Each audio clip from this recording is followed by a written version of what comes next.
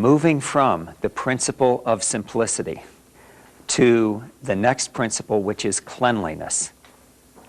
Cleanliness or purity is another principle of nature that if you watch any animal in nature, you don't see them out there with a ketchup bottle, you know, putting it or smearing things with mustard or putting tomato sauces on them or Alfredo sauces or this and that. It isn't that way. When you get vegetables in nature, they're not, you know, whatever it is, pung cow vegetables. They're just, you know, a clean vegetable there. What happens as a result of our flavoring these foods is, first of all, that our natural appetites that tell us how much to eat of different foods are distorted. And so, you know, if something has enough butter on it or enough tomato sauce on it, we'll just keep on eating the thing, regardless of what it is that it's on.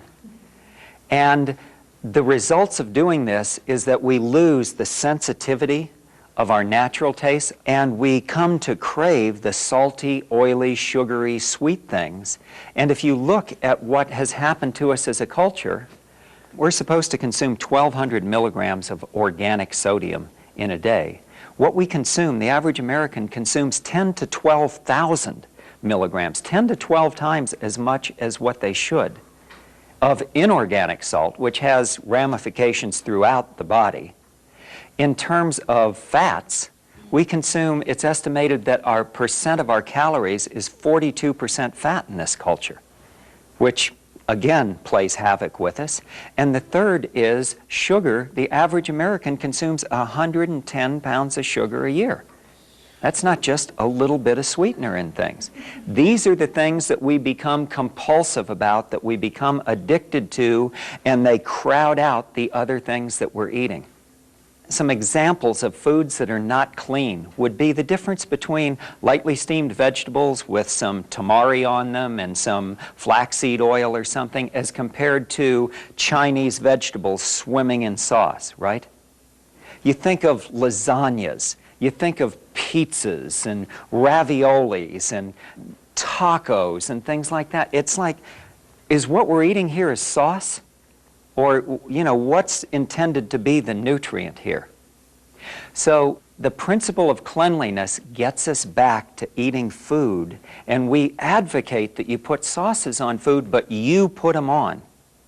And our tips are, if you're eating out in a restaurant, for example, ask for sauces on the side and put on the amount that peaks the flavor to the level that you find it enjoyable, and you find your taste being refined and coming to the level where you appreciate the taste of the foods themselves more rather than just the sauces.